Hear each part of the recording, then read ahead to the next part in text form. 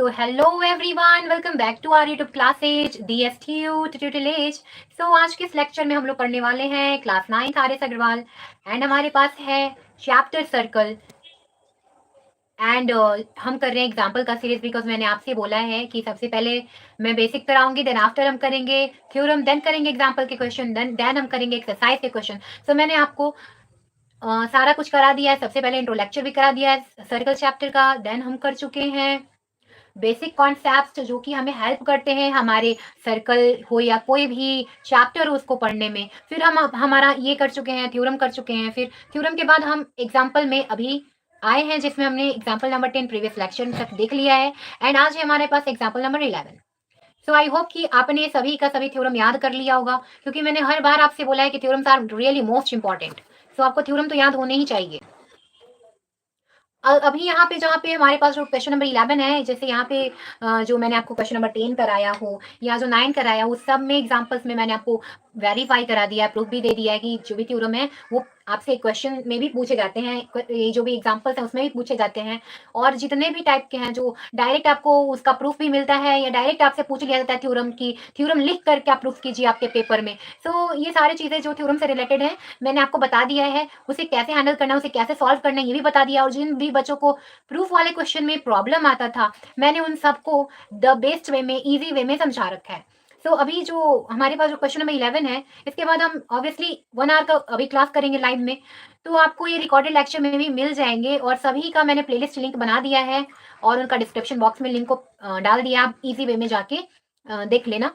तो अभी मैंने आपको जैसा बताया है, बता देना, बहुत न्यू स्टूडेंट्स के लिए बेनिफिट वाला काम होगा कि मैंने आपको करा दिया है बच्चा हुआ ये जो है लाइन्स एंड एंगल्स हो गया है और जो आपका ट्रायंगल चैप्टर हो गया है और जो क्वाड्रिलेटरल है वो सारा का सारा हो गया है. तो जिन किसी भी स्टूडेंट का भी पेपर है वो जाके फटाफट से इन सभी लेक्चर्स को देख ले क्योंकि इन सभी लेक्चर्स से जैसे क्वाड्रिलेटरल हो गया, सर्कल हो गया, ऑब्वियसली आपके पेपर में आ ही रहा होगा. सब हम हमारे पास क्वेश्चन नंबर 11 जो उसको सॉल्व करने की ओर चलते हैं. सो prove that the perpendicular bisector of the code of a circle always passes through its centre. यहाँ पे आपसे कह रहा है कि आपके पास एक सर्कल है, राइट. आई होप कि आपको सर्कल दिख रहा होगा. तो यहाँ पे आपके पास एक सर्कल है जिसमें इसके पास एक कोड है ए बी, राइट. तो ये कह रहा है कि जो परपेंडिकुलर बाइसेक्टर होता है कोड का वो सर्कल के हमेशा सेंटर से होकर पास करेगा. ये देखिए सर्कल का सेंटर है और ये इससे होकर पास करेगा. आपको शायद वो थ्योरम याद आ रहा हो, याद आना भी चाहिए कि आपके पास एक सर्कल है और ये आपका कोड है क्योंकि मैंने थ्योरम हर बार कराया, हर क्वेश्चन में आया भी है. ये यहाँ सेंटर है, सेंटर से जो भी लाइन आता है ये परपेंडिकुलर होता है इसके ऊपर और बाइसेक्ट कर देता है इसके साइड को, राइट. तो ये आपको याद भी आना चाहिए. तो ये इस थ्योरम से आप इसे रिलेट कर सकते हो और समझ सकते हो. तो यहाँ पे जो आपके पास जो थ्योरम है, जो क्वेश्चन, ये जो थ्योरम है ये लगने वाले ऑब्वियसली इसमें. और यहाँ पे आप इसे कैसे करोगे, कॉन्ट्राडिक्शन एक मेथड होता है, मैंने आपको प्रीवियस लेक्चर में भी बताया है, करवाया भी है उससे रिलेटेड क्वेश्चन. तो कॉन्ट्राडिक्शन यहाँ पे हम लोग लगाने वाले हैं. यहाँ आपसे कह रहा है कि यहाँ पे मान लीजिए कि आपके पास एक सर्कल है जिसका बाइसेक्टर, जिसका कोड को बाइसेक्ट कर रहा है एक लाइन.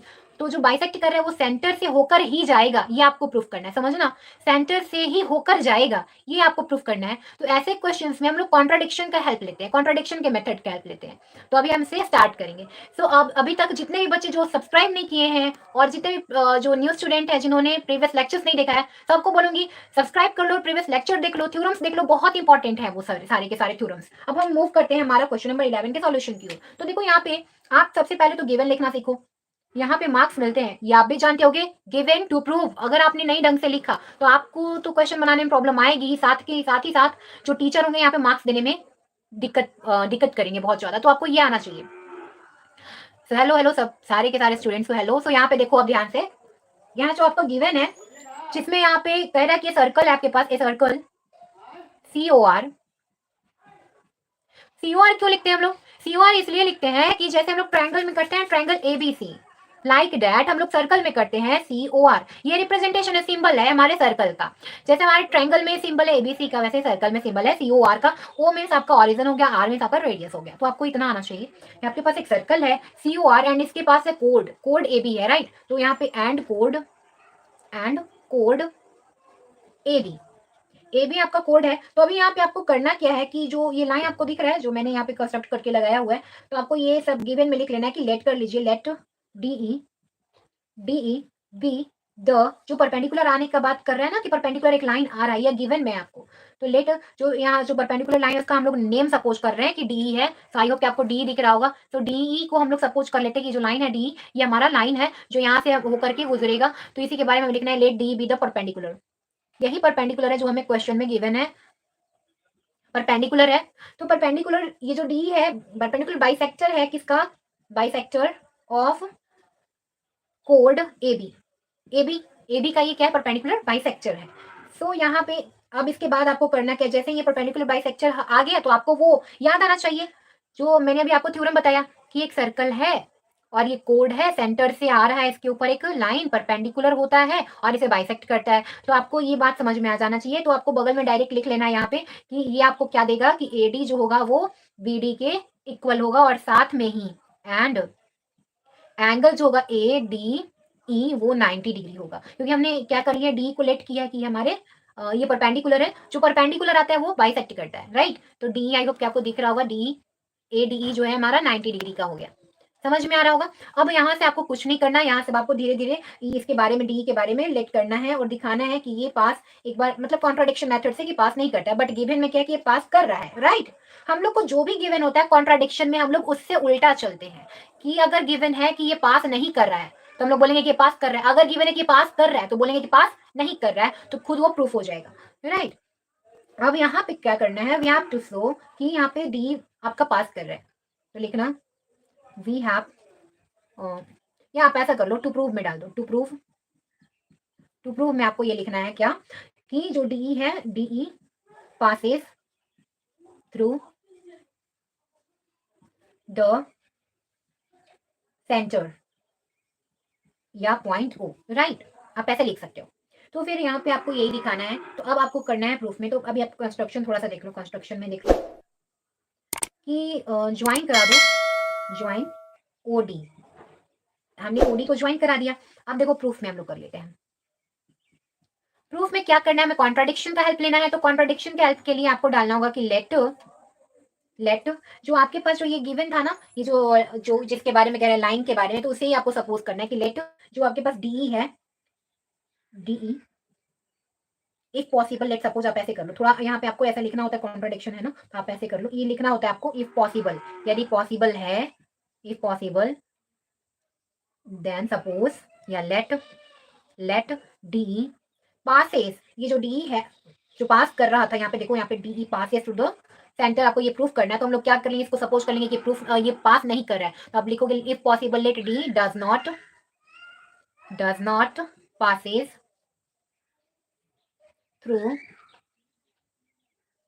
द सेंटर या थ्रू ओ लिख लो, does not passes through O. तो देखो आपको जिन किसी भी स्टूडेंट्स को ये थोड़ा डिफिकल्ट लगता है या जैसा भी लग रहा हो, आपको ये इसके बाद से आपका बड़ा फेवरेट बनने वाला है ये कॉन्ट्राडिक्शन वाला मेथड। ध्यान से सिर्फ आपको सुनना है, मुझे ध्यान से सुनो। यहाँ पे हमें इसके बाद ये अब लिख देना है कि जो हमें गिवन है कि ये पास करता है डीई, तो अब हमें इसके बारे में लिख देना है कि मान लेते कि ये पास नहीं करता है, राइट।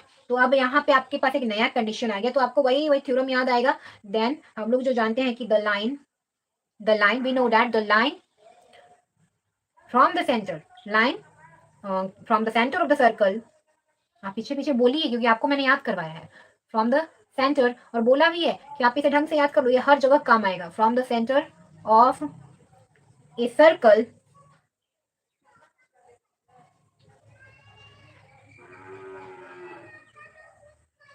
to the chord या mid point of the chord, ऐसा लिखते हैं ना, to the chord या to the mid point of the chord, chord के मिड पॉइंट पे, the mid point of the chord is always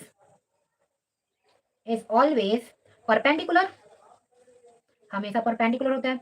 और इसे मैंने आपको शॉर्ट वे में लिखना भी सिखाया है कि अगर आपको रीजन के तौर पे यहाँ पे डालना है तो आप ऐसे लिखना कि line joining from the centre, A line from the centre of circle to the code bisect the code, A line from the centre of circle perpendicular to code bisect the code, a line from the center of circle perpendicular to the chord bisect the chord, a line from the center of the circle perpendicular to the chord bisect the chord।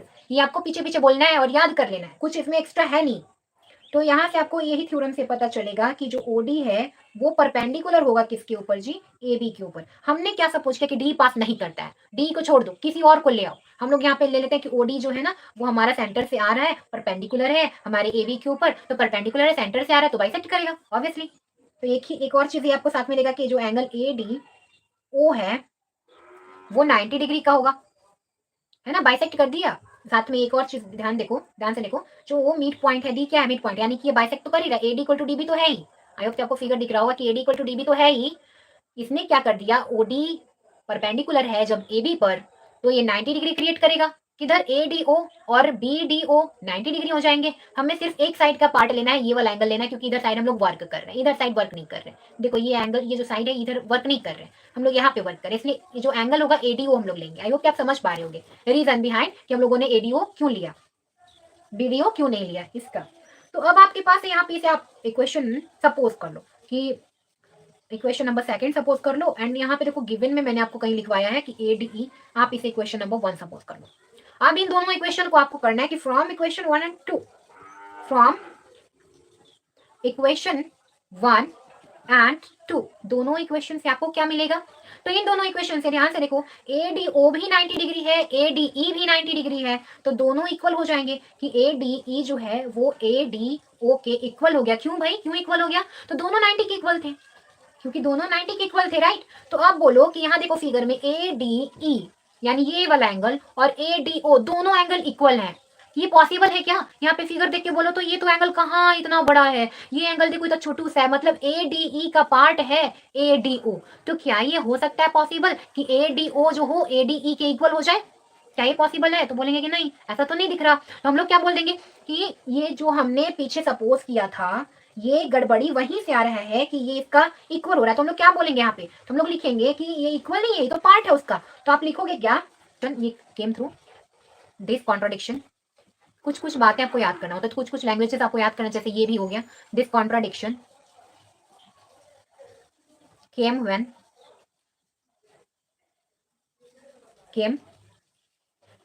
When, अच्छा मैंने आपको एक और चीज तो लिखवाई नहीं कि जो एंगल है angle A D E A D O is a, but लगा लेना, but angle A D O is a part of angle A D E, right. ये तो पार्ट है इसका, इक्वल नहीं है, तो ये तो कॉन्ट्राडिक्शन हो गया। तो लेकिन ये जो कॉन्ट्राडिक्शन है, this contradiction when we assume या लेट, व्हेन वी लेट कि जो डीई है does not pass through the center, center से ये पास नहीं करता है या ओ से ये पास नहीं करता है। हमने जब ये सपोज किया था तभी ये कॉन्ट्राडिक्शन आया था। तो आई होप कि आपको समझ में आ रहा होगा कि कॉन्ट्राडिक्शन कैसे आया है।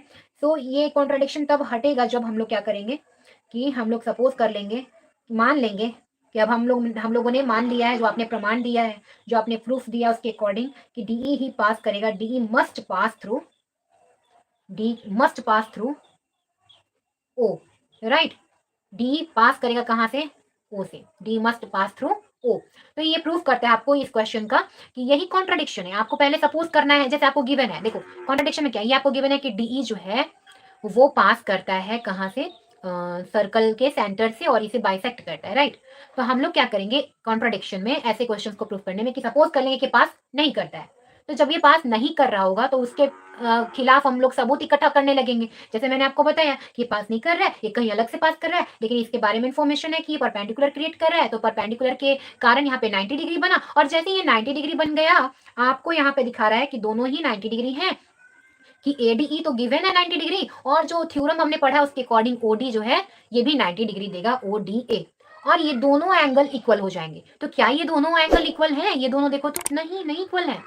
ये कहाँ इधर स्ट्रेट लाइन जा रही है, ये स्ट्रेट लाइन इधर जा रहा है, तो हमें इन दोनों को इक्वल तब होगा जब ये क्या करेंगे, कोइंसाइड करेंगे। और ये जब कोइंसाइड कर रहे हैं तो ऐसा तो क्वेश्चन है नहीं, यहाँ पे तो क्वेश्चन में है कि आपको दिखाना है कि डी ही पास करता है। ये जो गलत हो गया ना एक तरीका से, ये तो ये गलती कहाँ से हुआ स्टार्ट, तो ये गलती वहां से स्टार्ट हुआ जहां से हम लोगों ने सपोज कर लिया था कि डी पास नहीं करेगा। तो यही है तो आपका कॉन्ट्राडिक्शन में, पहले आपको गलत मान लेना है, फिर आपको आपकी गलती के लिए कुछ प्रूफ इकट्ठा करना है कि मेरा गलती जो मैंने बताया है वो गलत है रियली, तो फिर आपका जो प्रूफ होगा वो पता चलेगा कि नहीं जो आपने सपोज किया है ना, जो आप प्रूफ दे रहे हैं वो उसके अकॉर्डिंग गलत हो गया आपका सपोज किया हुआ। तो यानी कि जो पहले से इन्फॉर्मेशन था वो सही है, कॉन्ट्रडिक्शन नहीं है और कुछ नहीं है। आप इसको एक बार पढ़ना, मैंने आपको वापस ये बोला है तो आप इसको वापस एक बार देखना, जाना और फिर से वापस देखना, राइट। आई होप कि समझ रहे होगे। तो यहाँ पे आपको क्वेश्चन नंबर 11 का ये पूरा का पूरा डिटेल इन्फॉर्मेशन मिलता है और हम लोग यहाँ से क्वेश्चन नंबर 12 की ओर मूव करेंगे, राइट। तो मैं